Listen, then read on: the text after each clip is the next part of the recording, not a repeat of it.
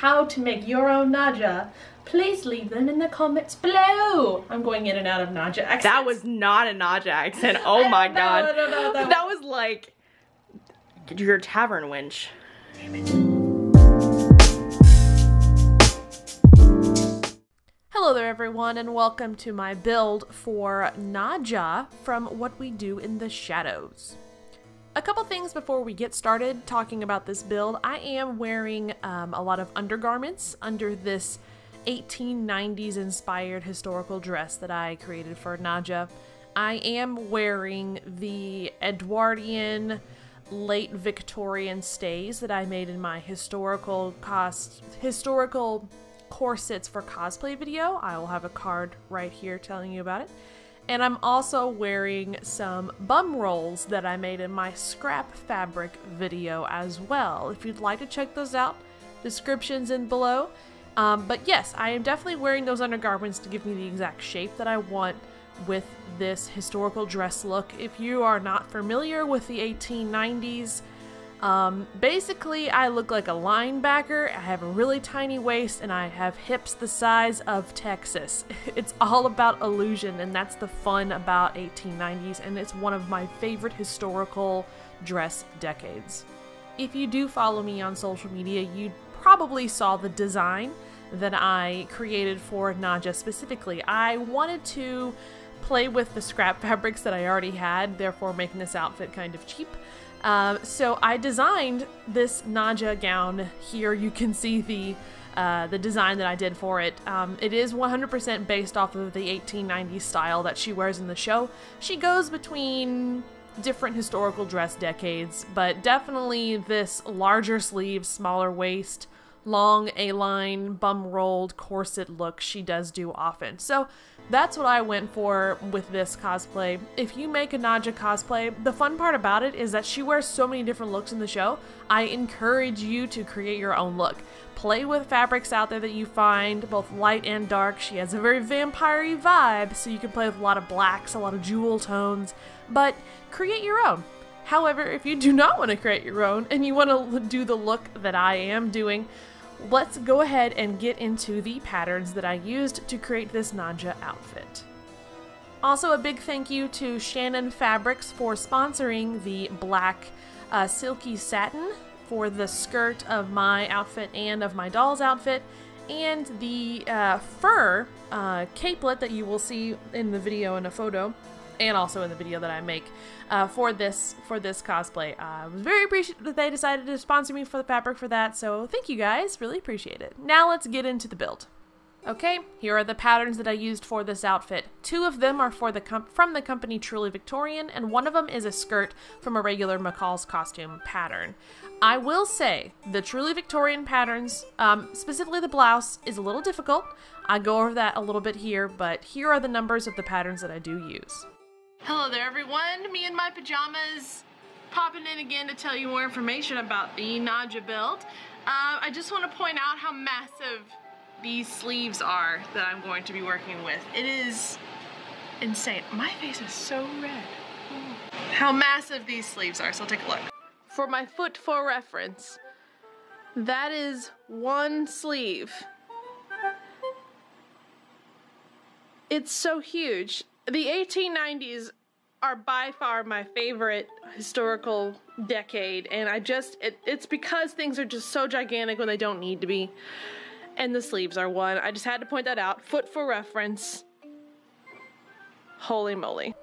The one thing about truly Victorian patterns, especially with the shirt waist, is that it is very close to your true size that you actually are. They are not regular sizes, so the directions will tell you to take a lot more measurements than just your typical bust, waist, and hip, and you will determine a size letter that you are, and you might not even fit that letter. You might be in between other letters, and you kind of have to mishmash different patterns, seam allowances that you can require to make the outfit that you're gonna make. So if you decide to use these patterns, please understand to make a mock-up first and then go from there before going directly into your fabric cutting, because it really does make a difference, especially with these historical patterns from Truly Victorian. I highly recommend them. They're really awesome, but they were a bit tough to follow at times. especially when you are getting to like the really, really small times right here where you have to cut the really hard to see. Just forewarn, if you use a rotary cutter, please be careful. Okay, everybody, late night pajama'd Amanda coming in to show you all my, this is a terrible light, why you suck. Late night pajama'd Amanda coming in to show you all my mock-up of the Nadja top, which is, I mean, I've said this in the video already, the 1890s pattern, shirtwaist pattern from Truly Victorian. And I just have to point out how ridiculous and amazing this is all in one, besides the obvious Spider-Man mock-up fabric. This is just, I'm not used to historical anything, more or less, but this is just sheer fun. I have the gathering spots definitely in the wrong spot, and I have learned that now, but other than that, this actually fits wonderfully. It's a little tight in the way, like just a smidge, but I don't know if I want to take it in too much because I just don't know yet. But the sleeves, I'm definitely going to be putting some kind of stiffener, buckram possibly, within there to get those to puff out. But it fits perfectly at the neck, and everything else lines up perfectly. Oh my god, I think the 1890s are definitely my favorite era when it comes to historical costuming. This stuff is crazy. So, and I'm starting to like the peplum a little more, so I think I might keep that. I can always take it off if I don't like it, or stick it into the skirt to help keep the top down. But the mock-up, I only have to make very small alterations, like very minute alterations. But other than that, hot damn, this turned out so fun. Alright, so we're moving on to the skirt and the cape next for my complete vampire transformation to happen. Bat! Now that my mock-up is done, and I really had virtually no alterations to do to it, it was very strange. So I'm going into the fabric, and I used some leftover velvet that I had from my Queen Amidala decoy gown that I made, and also my old Cersei Lannister fabric from back in the day. That is what the red is in the center of the shirtwaist. One thing I will say about using brocades and polystretch velvet is that there is a big difference in fabric weight, so just be aware that things might drape a little weird. But as per usual, Salem laying on my fabric, and I'm going ahead and pretty much just following the directions. There's not a whole lot for me to talk about here because I'm honestly just following the directions of the Truly Victorian pattern, so just have some fun little ASMR following direction cosplay making thing here. Enjoy!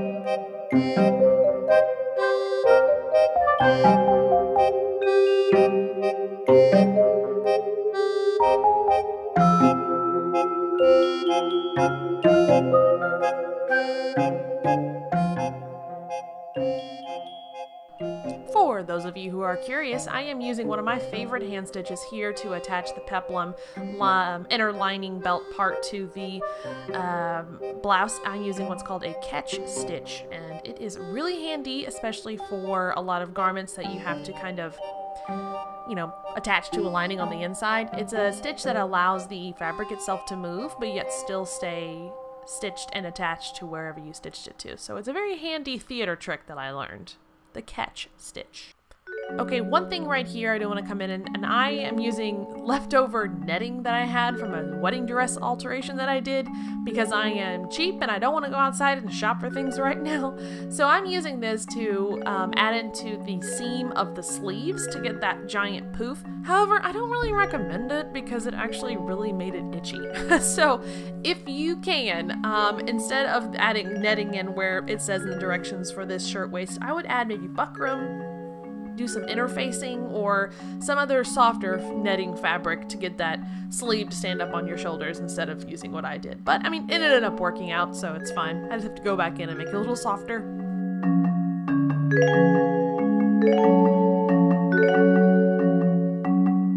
So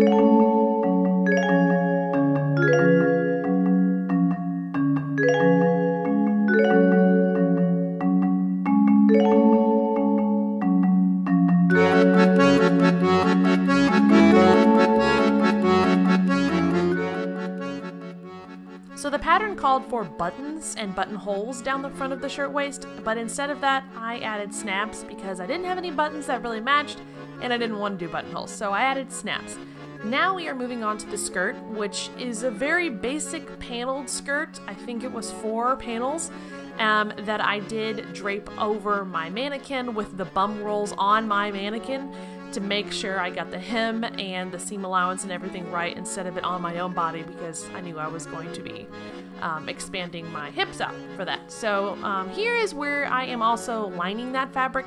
The silky satin fabric from Shannon Fabrics is a little thin, so I definitely needed a some kind of interlining to get that to thicken up and drape the way I want, because I was going to eventually add in the netting to the bottom hem of the skirt to get it to billow out as well. So it needed to be a little stiffer, however. So this is what I did. I basically flatlined the lining to the silky satin fabric from Shannon.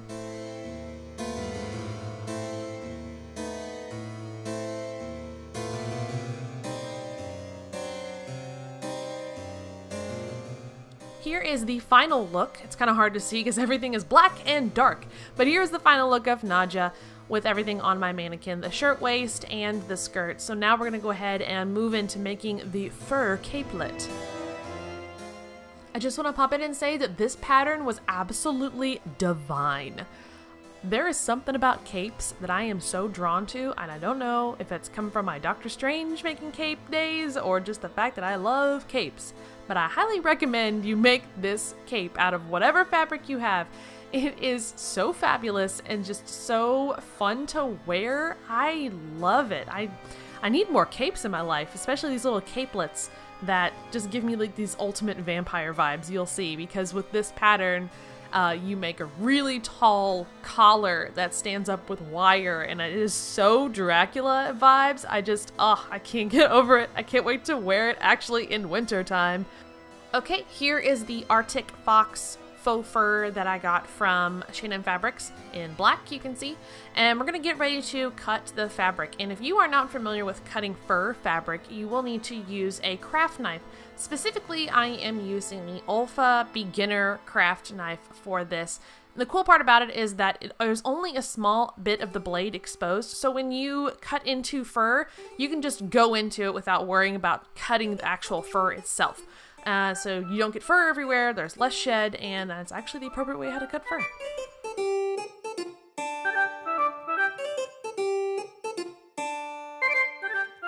One pattern direction mistake I found in this one was they forgot to notch the pattern pieces for the collar. So if you are using this pattern, I want you to pause and see where I put these notches and make your own notches, because these 4 pieces for the collar, they get very confusing. So it's just something that Truly Victorian, I guess, forgot, but you'll need to add in if you want to keep all of your pieces straight before you put them on.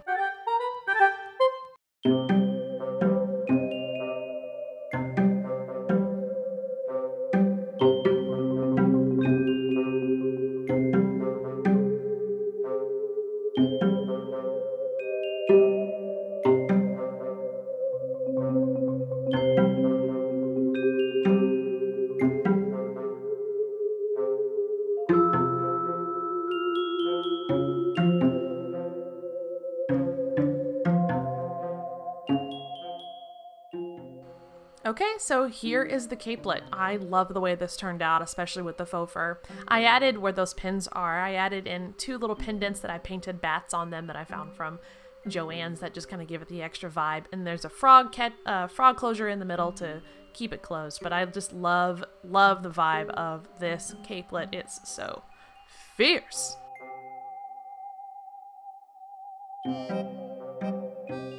So let's talk about the wig. The wig is actually my wig I used for Yennefer of Vengerberg in one of my tutorial videos, and I actually bought bang clip-ins from Arta Wigs in black, and they matched, and I just cut them, and then made 2 little pigtail braids and put it in like a cone shape on top of my head. That was it. So now is the time. Now is the time. Let's reveal.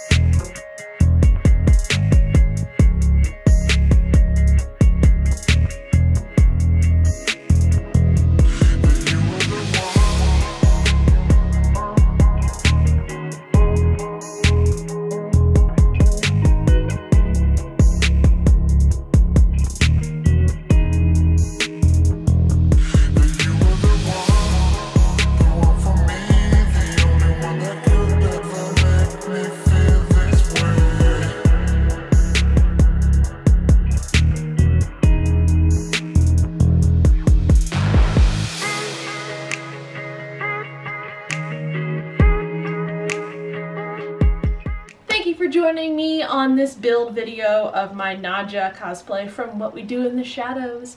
If you have any questions, please leave them in the comments below and I will gladly answer you. Also, a big thanks to Shannon Fabrics for sponsoring the skirt fabric and the fur fabric for my cape.